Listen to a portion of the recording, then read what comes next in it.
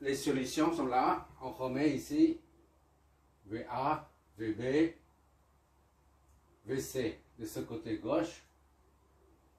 D'accord? Je m'excuse pour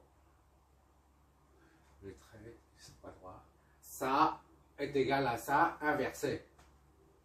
C'est-à-dire 1 sur 4000,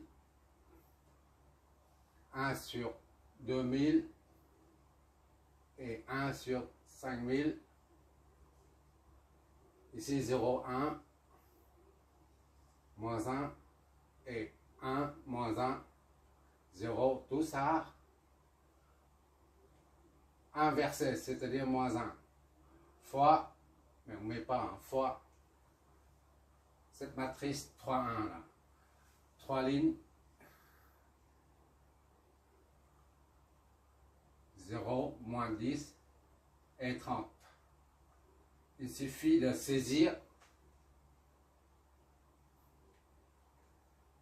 ce côté-là, ces deux matrices, sans mettre le point ou omettre la multiplication. Et ça donne les solutions. Finalement, on va voir ce que ça donne. VA, VB, VC.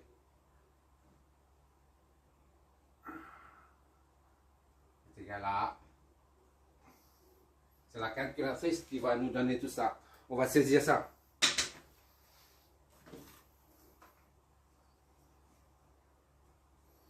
Matriciel, calcul matriciel, 3, 3.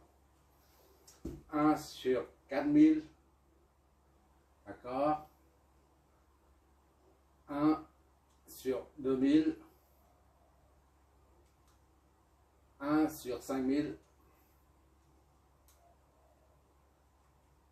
La deuxième ligne, c'est 0, 1, moins 1, 1, moins 1, 0, inversé, moins 1, d'accord, fois la matrice, oh là, j'ai du mal à voir, 0, moins 10 et 30. 0, moins 10 et 30. Je vais te montrer tout ça.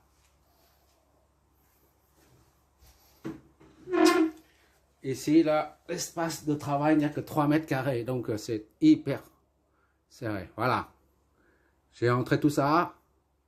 Maintenant, il suffit d'appuyer sur la touche EXE. Ça nous donne les 3 résultats dans l'ordre. D'accord? Premier, c'est VA. Deuxième, c'est VB et VC. On va exécuter tout ça. 20. VA, on a 20. D'accord? VB, c'est moins 10. Et V3, c'est 0. VC, c'est 0. On va voir ça. 20 moins 10 et 0.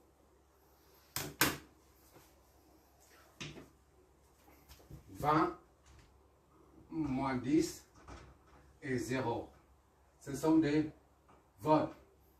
Pourquoi des volts?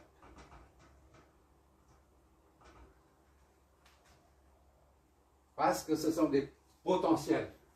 Comme ici, des potentiels 0 volts. Ici, c'est 20 volts. D'accord? Ça, c'est le résultat. Maintenant, on a trouvé les 3 potentiels. On vérifie tout de suite. VAB est égal à VA moins VB, d'accord? VAB, on vérifie si c'est bon. VAB est égal à VA moins VB. Soit 20 moins 10. Ça fait combien ça? 30. D'accord? VAB, on retrouve ici 30 volts. D'accord? Maintenant, VAC. VAC est égal à VA moins VC. D'accord? VA, c'est 20. Moins VC, c'est 0. On retrouve 20 volts. Tout est cohérent. D'accord? Et VC, c'est 0 volts.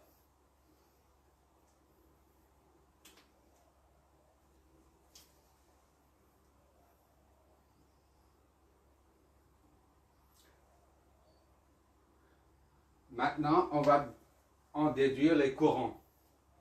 Là, on reprend ici. D'accord? On reprend ici. J'efface tout ça. On prend que les résultats. On ne retient que ces trois résultats. On efface tout ça, sinon il n'y a pas de place. Ah, c'est la misère encore. Ah.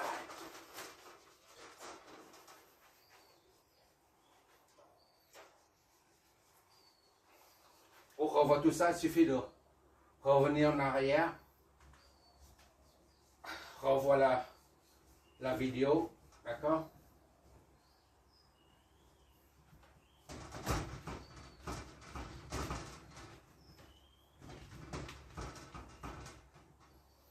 On note simplement VA était à 20, VA 20 volts,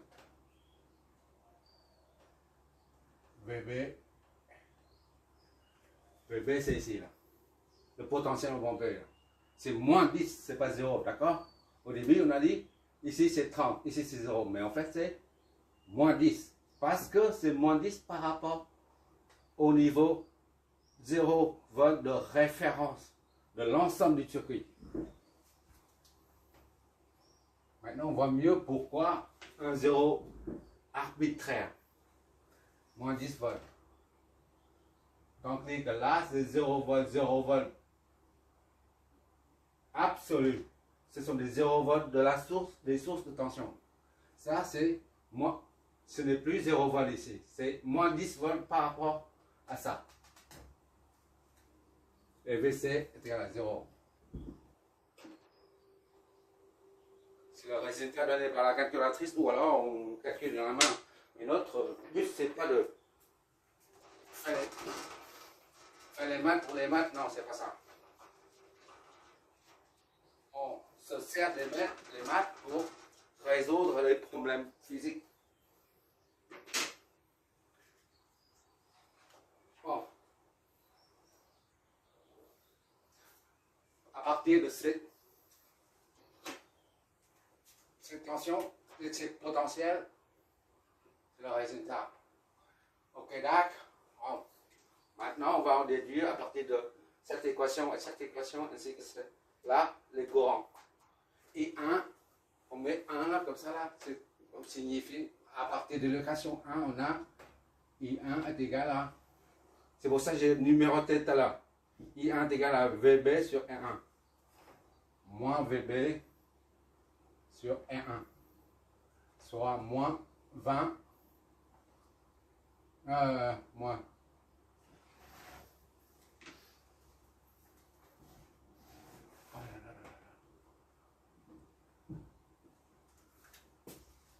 moins VB c'est moins 10. D'accord? VB c'est moins 10. Moins VB sur R1. R1 c'est 2000. 2000.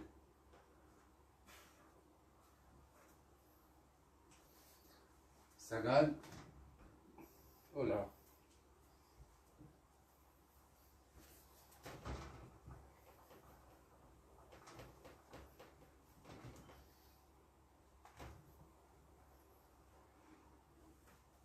C'est moins 10 sur R1. R1 c'est 2000. Ça fait plus 10 sur 2000. Ça donne 0,005. I1 est égal à 0,005 ampères, soit 5 milliampères. D'accord?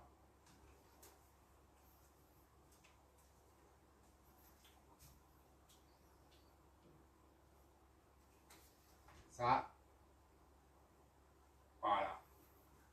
De même, on met 2 à partir de l'équation 2, on en déduit I2 est égal à moins VC sur R2.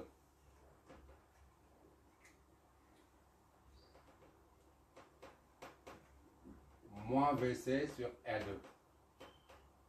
Soit moins VC, c'est combien? 0. D'accord?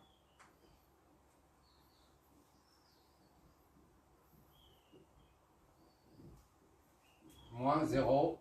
VC, c'est 0 là. Moins 0 sur R2. R2, c'est 5000. C'est égal à moins 0 soit 0. Donc, I2, 0 ampère. Est-ce que c'est possible?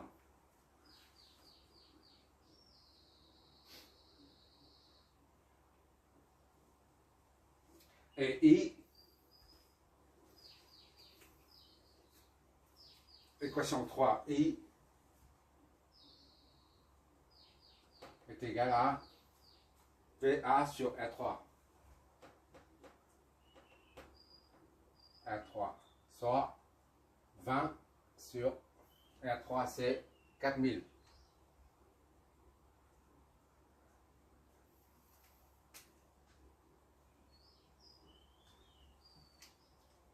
I est égal à, ça on simplifie, ça donne 0,05.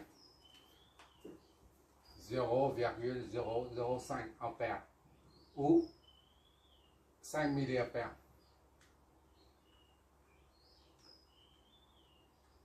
5 milliampères, comme en haut.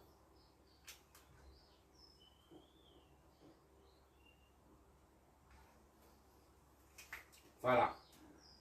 I1 c'est 5 milliampères, I2 c'est 0. C'est-à-dire il n'y a pas de courant qui circule dans cette branche-là. Là c'est un circuit particulier. Et I c'est là. Regarde bien, on vérifie par la loi des nœuds. Alors on a dit I1 plus I2 est égal à I. D'accord?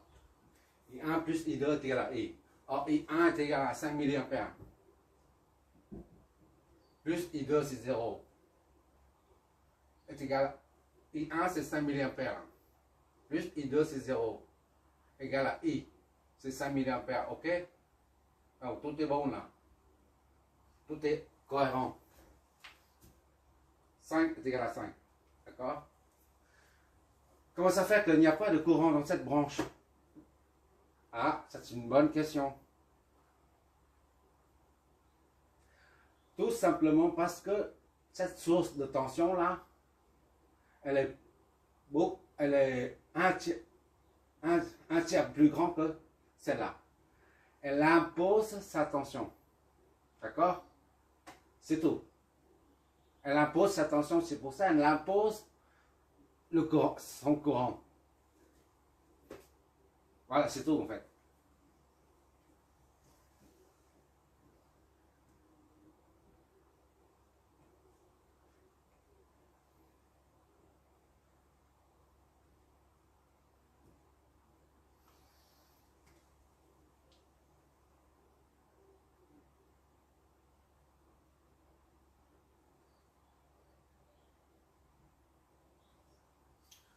Quand les deux sources de tension se trouvent en parallèle seulement, hein. Celle dont la tension est plus grande impose sa tension. Et la source dont la tension est plus basse ne joue aucun rôle. Voilà la conclusion tirée. C'est cette source qui débite un courant, mais celle-là, elle ne débite pas. Rien ne circule là-dedans. C'est, comment dire, notre bon sens ne permet pas de visualiser ce phénomène. Il faut les calculs, il faut les maths. Le bon sens, le commun des mortels, est vite limité en fait. Là, le bon sens ne nous sert à rien du tout. Au début, on pensait que là, une source de tension, ça va débiter un courant. Et ça, c'est aussi une source de tension. La différence est peu. 20 et 30 est peu. Ça va débiter un courant et pourtant, ce n'est pas le cas. Seulement en réutilisant les lois électriques, là, on trouve les potentiels. À partir des potentiels, on déduit les courants. Et en déduisant, on trouve I2 est égal à 0.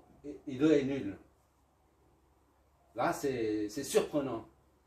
Notre bon sens atteint vite ses limites. Là, on ne peut pas dire dès le début que ça va donner un courant, ça donne un courant, et puis la somme des deux. Voilà, ça c'est le premier exercice fondamental